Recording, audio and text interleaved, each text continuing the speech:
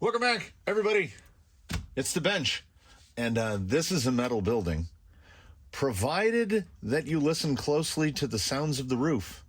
So long as we don't hear the sound of rain, this video will take place both inside and outside all at once. So what we're looking at today is, I realize now that in that plastic packaging, virtually no one could tell what it is. So let's slice her open. This is actually the fourth one. You know, we do some stuff off camera to try to streamline. Amazon carbon fiber 2.2s. Look at that little guy. Machining seems pretty good. The center rings are Delrin. I had one of them.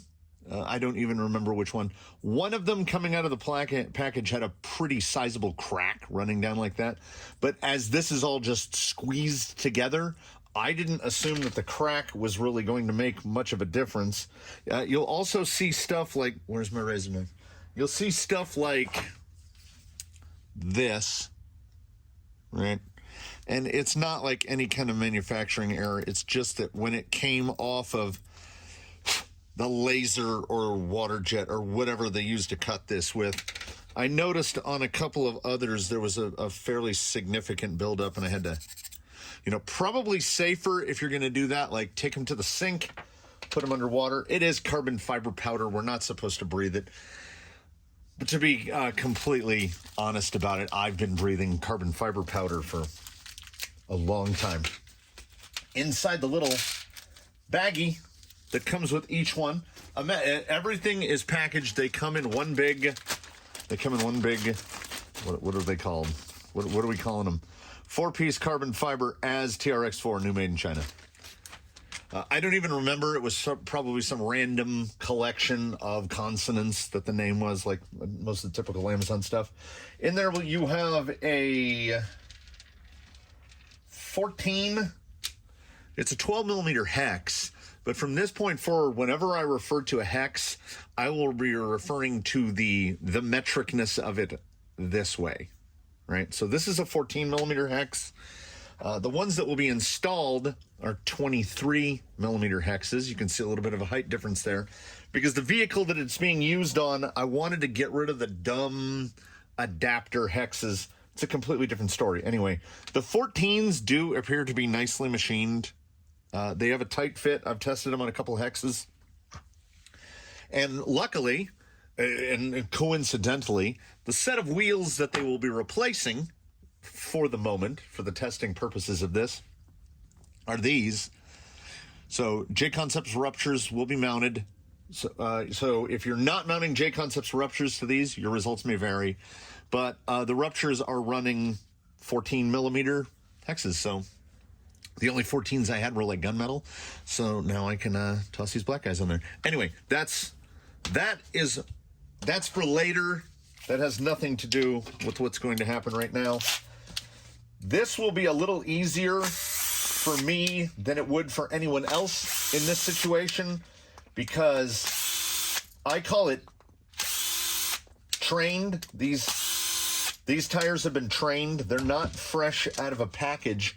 They've been on a beadlock for some time, and they've gotten use while on those beadlocks. I realize now, before I should have taken, I'll just toss the bolts back on. What we're going to do, this is a quick review thing. If you're going to buy these things, I'm assuming weight is going to be one of your concerns. So let's first look at grams.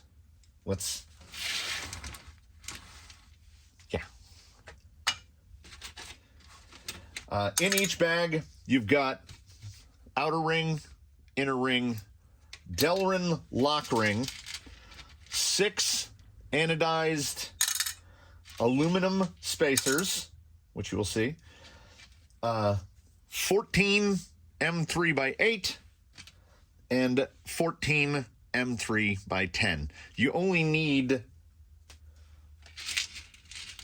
well, actually, it might not be 14 of the little ones. Okay, I'm sorry. I retract. I rescind everything I just said. It's 8 of the M8s because they're what attach the hex adapter, and then they basically, they give you 2 extra of each size. So when you get done with each wheel, you'll have that many left over.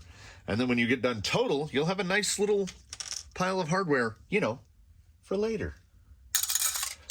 So for the weight, we will indeed look at these with the 14 hex that's included. You're looking at a total wheel weight of 43 grams with all the little bits and bobs, everything we need to assemble it. Now, 43 grams here exists in a vacuum. Like, what does that mean? So let's, that was like pulling the tablecloth off the table.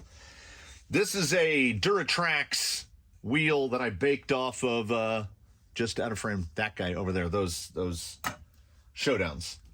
34 grams. So we're looking at 9 grams over a typical width plastic wheel.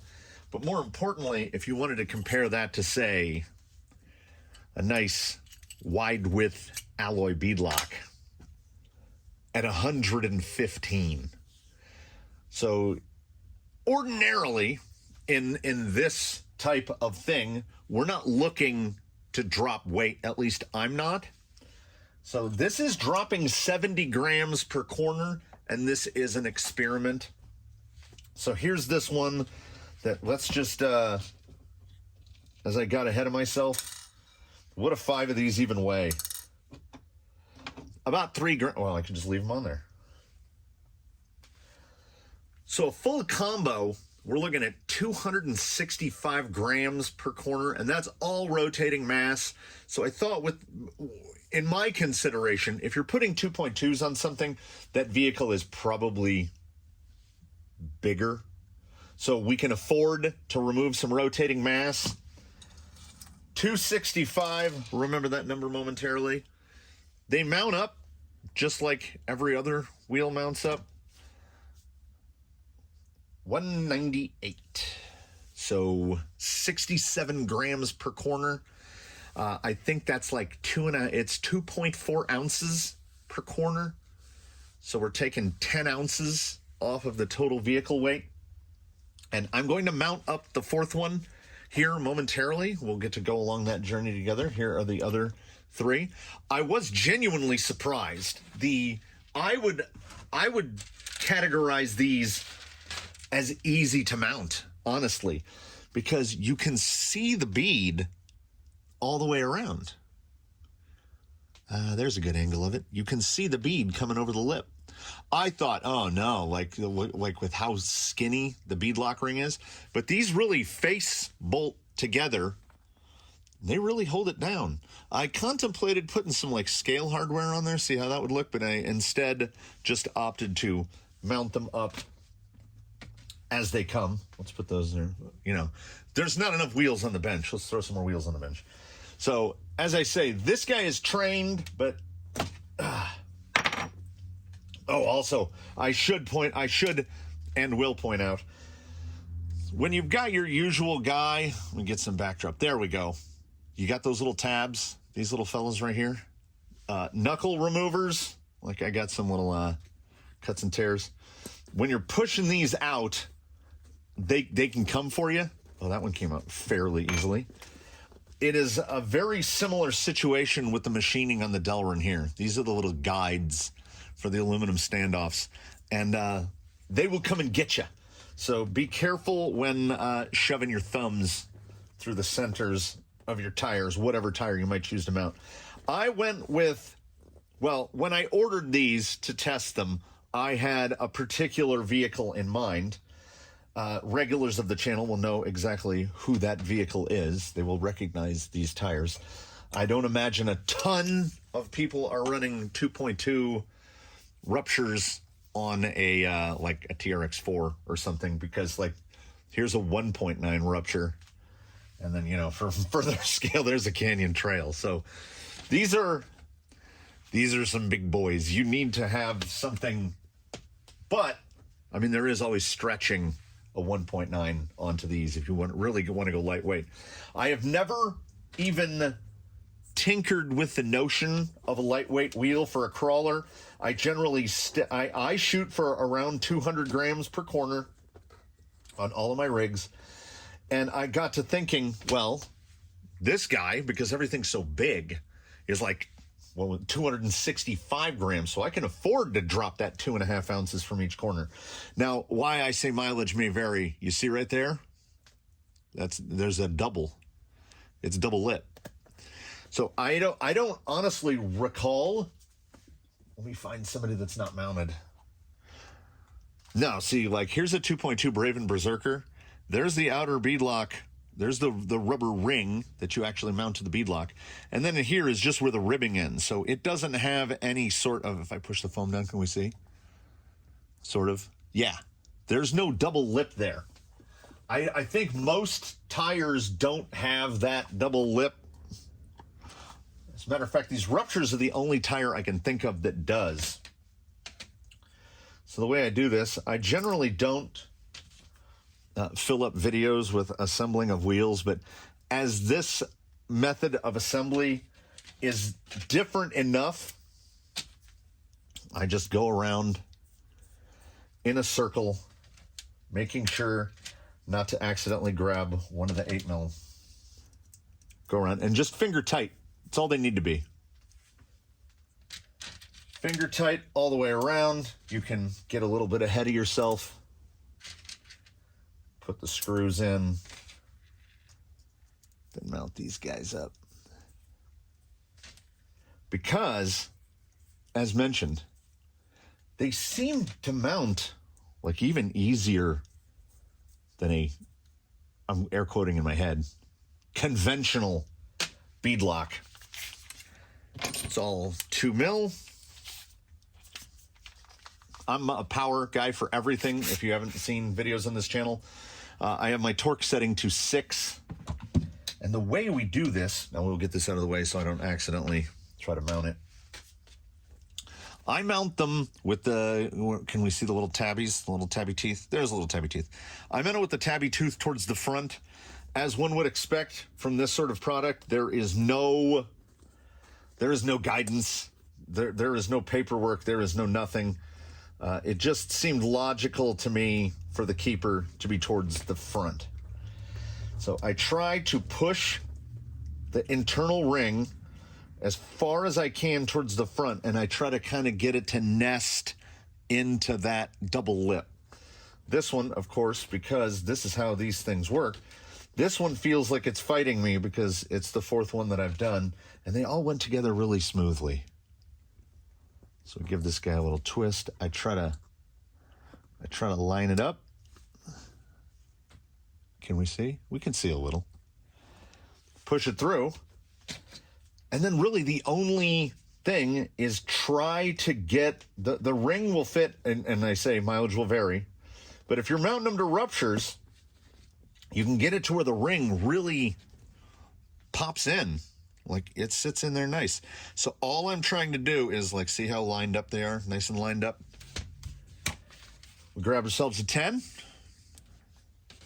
Pick one at random. I want to get like 2 threads in. Just enough to hold the ring down. And because the ring sits so tight into the bead face, get a couple. I do every other. You'll notice I'm doing Chrissy cross here. So go to the 3rd one. And at that point, it's effectively in. Like it's in. I wouldn't drive it, but it's in. So then we take the remaining 3. Because I build all my wheels with power, I've developed a sort of a feel for when to start and when to stop. I'm just trying to feel any sort of resistance. So now we've got all 6 started. It's pulled down. We can see the rubber. Get the angle right. We can see the rubber all the way around. It's a little pooched right there, but it's over the line. Then all we do, just crisscrossing the whole time. You can hear the drill when the motor sound starts to slow down a little. And now we're effectively there. We've made 2 revolutions around. So I go cross, and now we're going to get to the clutch.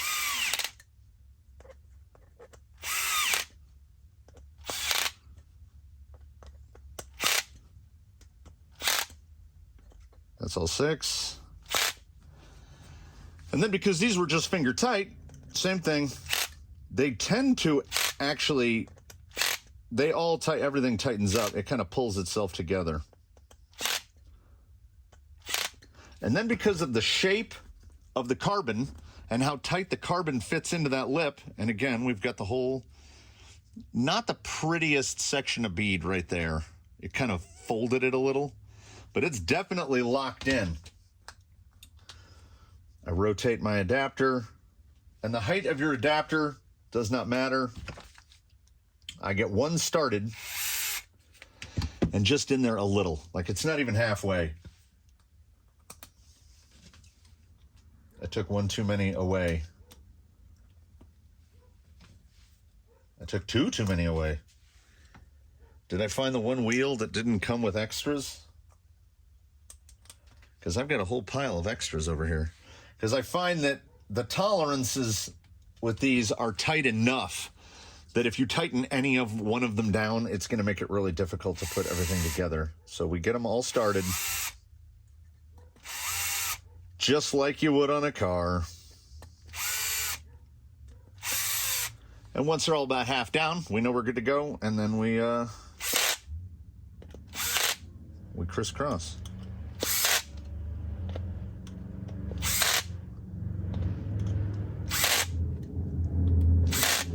And that's 4.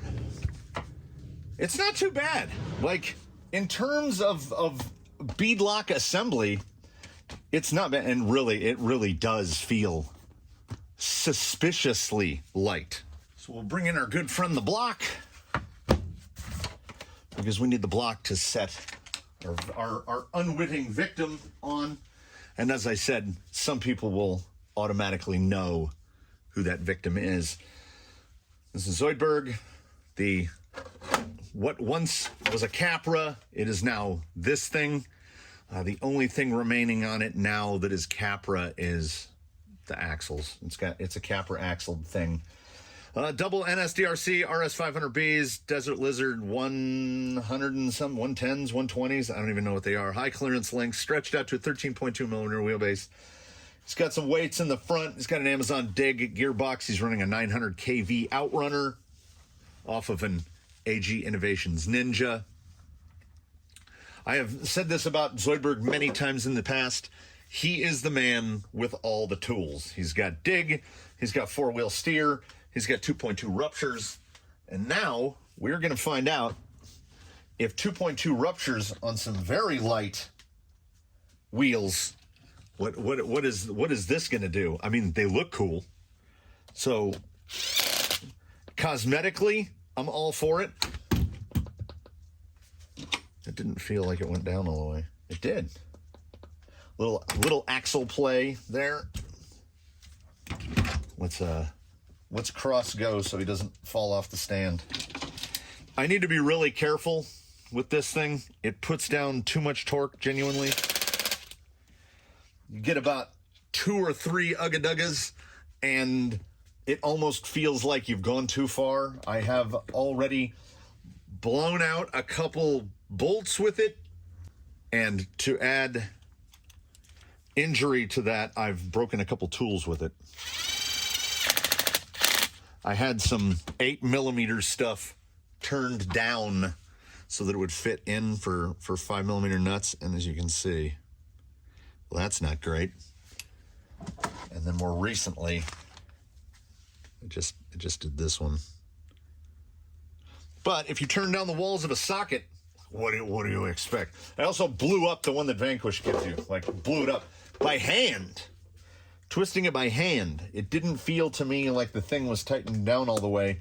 So I kept giving it manual ugga-duggas, and it just blew it apart. Oh, see, like there? Nope. Should have stopped at the first hit. Twirly. I mean, they look good. I like the look of them. They fit the aesthetic. And, as I said, pulling 10 ounces straight off the weight. I brought a battery. I have a battery. If not mentioned, with 4S direct stuff, Zoidberg, of course, runs 4S. Let's get that battery in there. There's radios around here somewhere. There we go. Not my prettiest work on the four-wheel steer knob, but it does the job.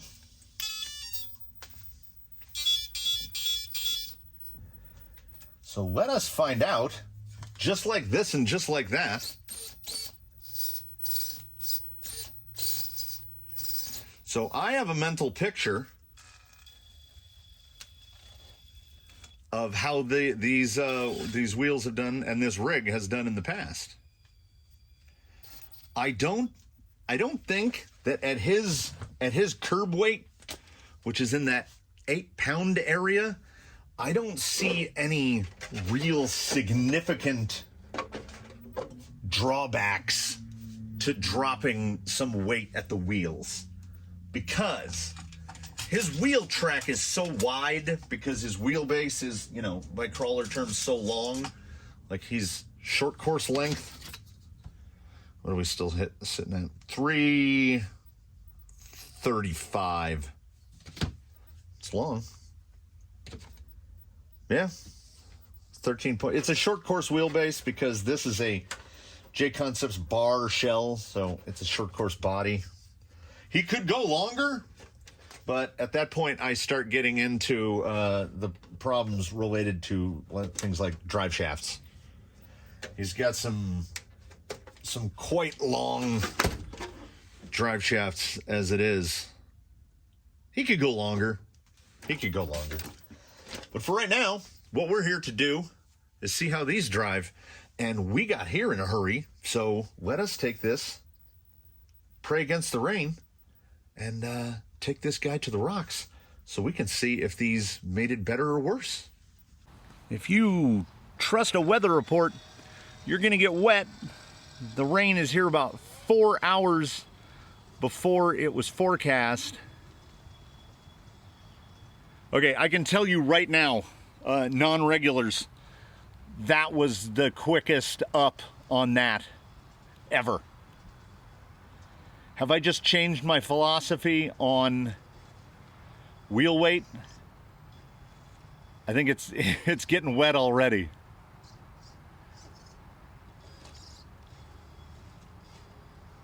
Oh, I thought we were gonna get something special.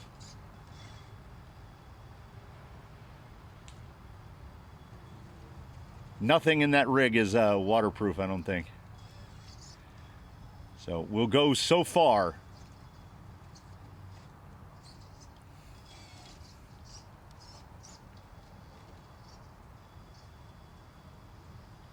Trying it. You see that driver rear. And I have more control over that driver rear than I'm acting like I do.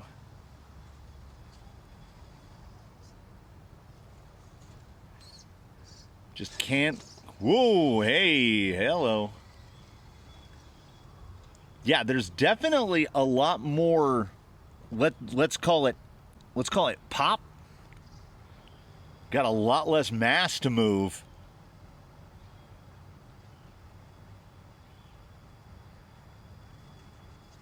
Lows, and it does honestly, it feels like low speed control has improved a little bit.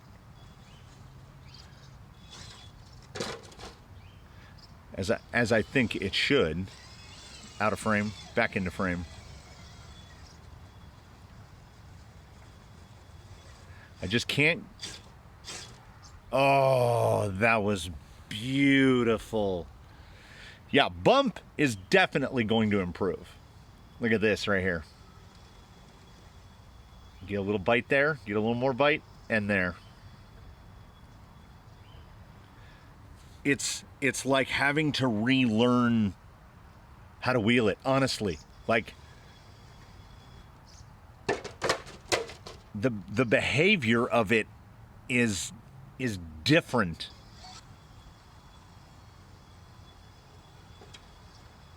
Get in there. Get in there.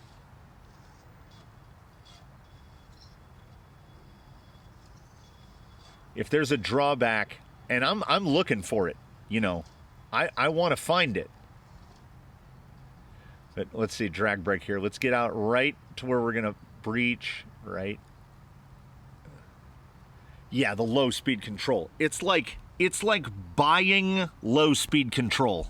Let's get right here, and then watch this thing work.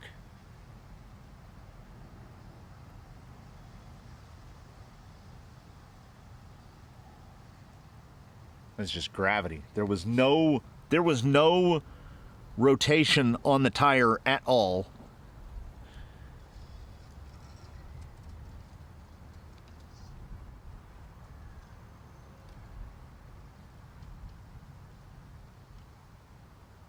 Yeah, that's really nice.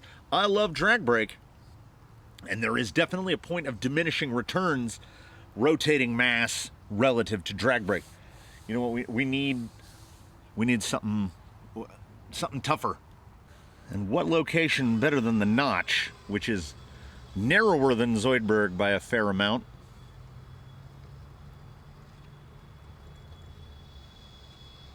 It's like the traction on the ruptures went up.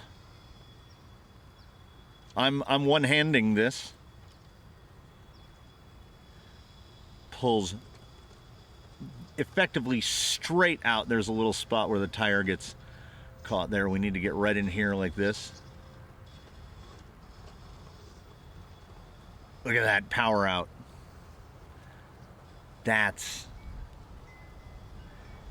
He got better. He got better.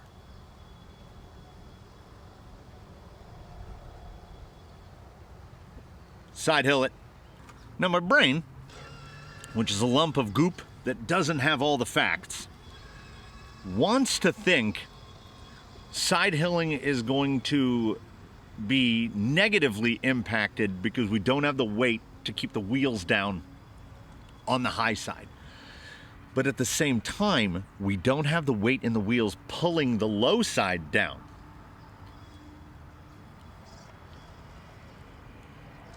Okay, just too much rear steer there. I should not have rear steered in right there.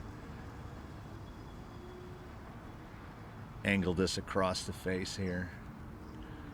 Let's try the the four-wheel steer side hill maneuver. The crab over. Now it's the front end is up on vertical right there, so we will see if that front end tries to cut loose. Trying to straighten it out a little bit. That front end is so high. That's far higher than I planned to place it. See what we got, ruptures. Is it gonna cut? Is it gonna hold? I think it's gonna hold. Yep, there's the drop. Going to a little four steer to try to cut the front end in a little, which is potentially problematic. Got more than a decent amount of rear flex going right there. We'll straighten that rear end out, try to keep it level. Little crab around. Yeah, so once again, as I said, my brain is a lump of fat without all the facts. Because what I thought was going to happen is not what happened. Straight breachability has gone up.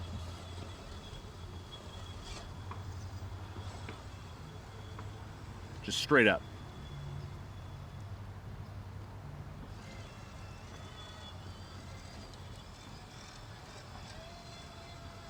All right, let's see if it's impacted. Now, I'm going to say that it hasn't, but let us see, scientifically, unscientifically, how the traction profile of the rupture looks now over what's stored in my mental database. Pray for a few more minutes without heavy rain, and we head to our usual suspects. Scaling slick rock here, and we're just going to go straight at it. Little hang up there on the kidney bean. If we work it a little to the left, it is definitely an increase in responsiveness. So I think what we're witnessing is if your rig has got a portion of weight of one type or another, whether that be sprung or unsprung, and it's a proportion of weight that you can't control. Like in terms of added weight, all he has is front portal weights. That's it. The rest is keeping the weight effectively to a minimum, and this was our first effort to reduce overall weight, and I have found no drawback at this point. Again, pink rock right there between the wheelbase. We try to stay as far left on pink rock as possible without rolling it out. That was a nice place down of the front end. Try to crab it up. Oh, again, that's me trying to see how far can I push this. But I mean, clearance wise, even with the angled skid, the bump is so good. So what we have is improved bump,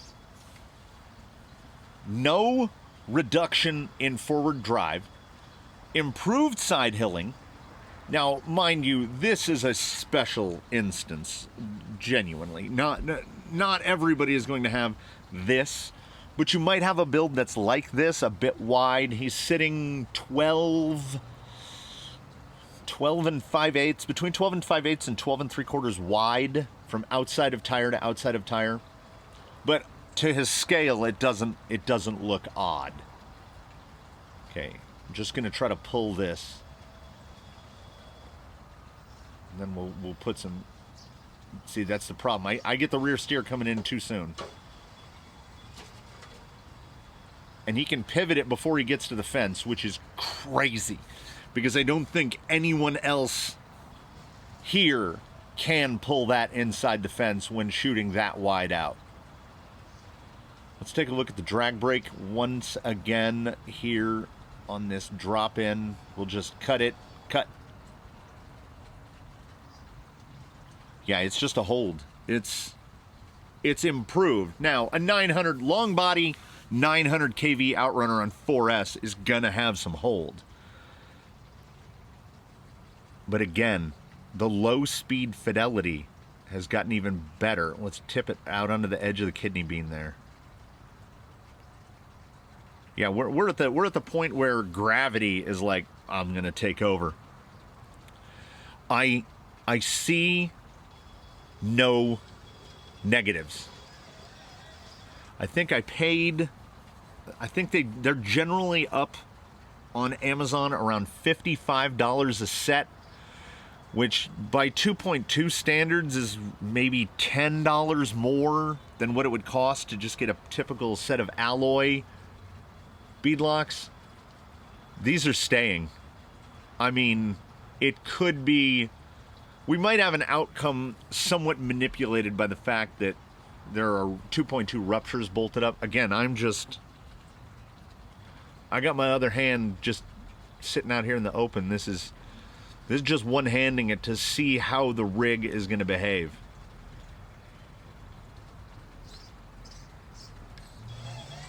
I see no drawbacks yet. And in a quick view, odds are on us not getting to any significant drawbacks. The machining quality and the material quality seems plenty good enough. They give you extra screws, everything fits together well. They're remarkably easy to mount a tire to. Your results may vary. I have only mounted one set of 2.2s to this.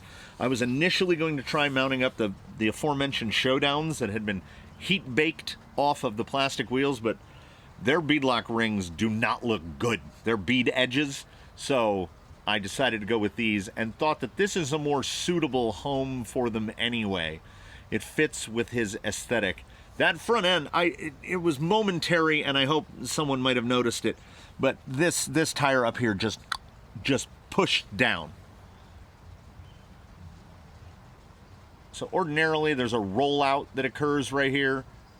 So we're going to try a little crab out here to try to keep it up.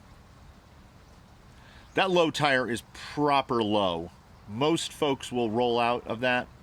I'm going to give it even more steer to see if that front end will cut or if it's going to push it down. No, you can see driver front pushing down, pushing down. I guess I should say left front, because to most of the world, the driver front is the one that's closer to me. I'll try to program that that language into my brain. Can we pull this cut here? Because you can see, if I give it too much steer angle here, it's wanting to rotate, rotate, rotate. It's getting that front pretty high up. Take the steer out, and nice and slow just settles back down. So the weight, you're giving weight, but you're also, all the weight that was removed was symmetrical. So the loss of weight on, in that moment, high side tires is kind of offset by the loss of weight in the low side tire.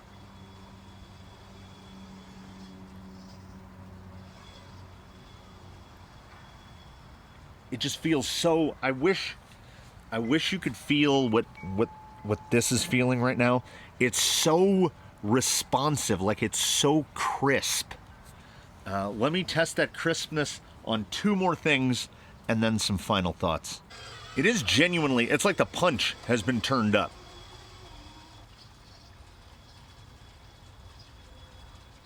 This is one of those obstacles that's tougher than it looks, but not for this guy at all. I'm trying to force it. I'm trying to force it to pop that front end. And you can watch that tire settle back down. Give it some more sauce, a little more steering input. Full four-wheel steer there. Coming back around. Little bunny hop on the way down because we've shed almost 3/4 of a pound. Oh, that guy. It's so loud, but it's so slow. If you ever saw it in person, there's no excuse for a car that loud to be that slow. We're just gonna fire it here at Sleeping Giant. I'm gonna bound around on this a little bit. And inside my head, dancing thoughts of, man, I should get some titanium. Take even more weight off this guy. Let's get some Delrin uppers, some titanium lowers. So we're here to do dumb stuff. Look how high that is.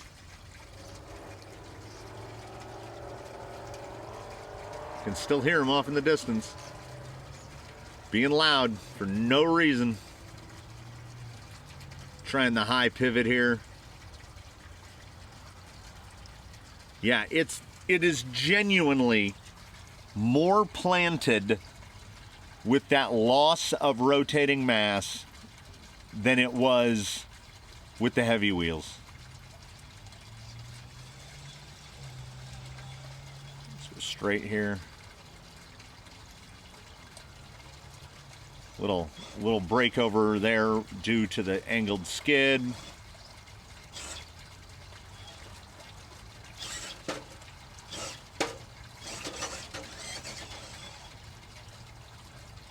It's just, it added, it's like throwing more kV into your motor. So you've got the exquisite low speed of 900 kV, which is that right there.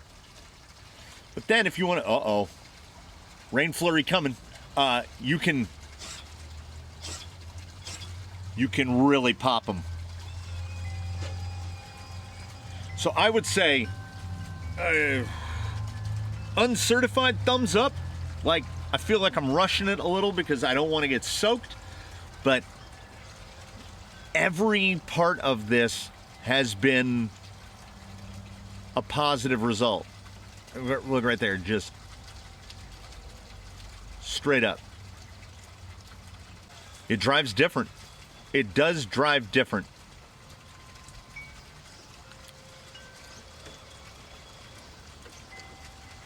Oh, but it's he's so nimble. Oh, I would want to get one more shot, but it's definitely coming now. So, let me finalize this. The Pile of Consonants 2.2 carbon fiber beadlocks sourced via Amazon. Recommended? Yes. Genuinely. I think that they are it's a fairly narrow market within a narrow market. But if you're running 2.2s,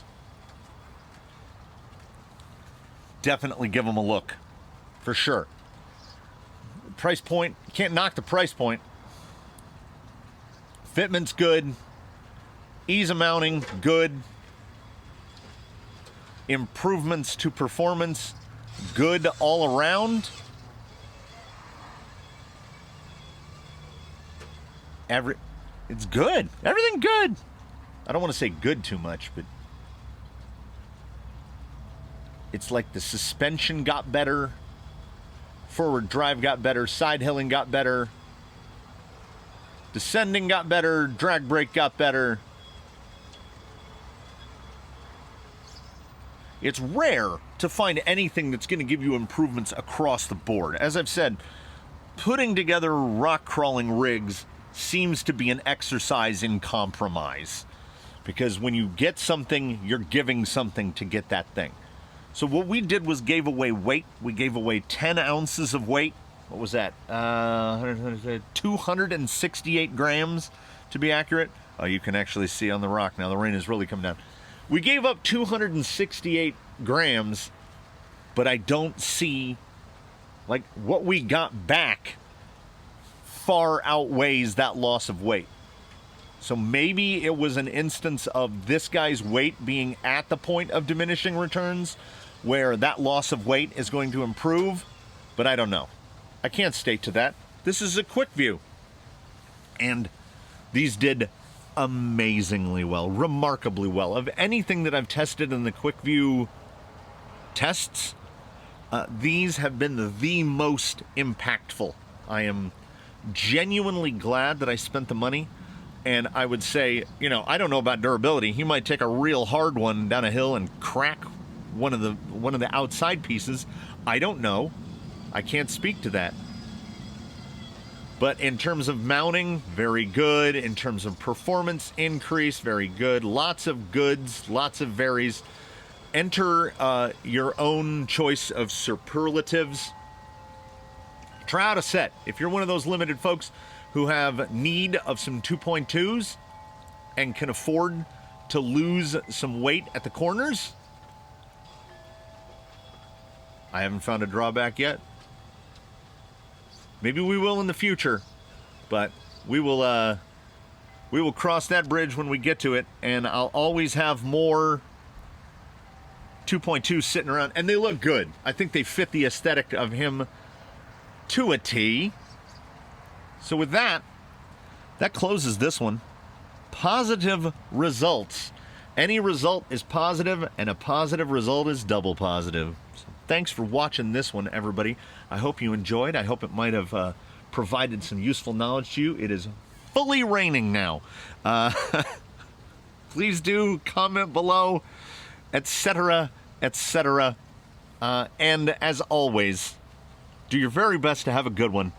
And we will see you, one and all, in the next one.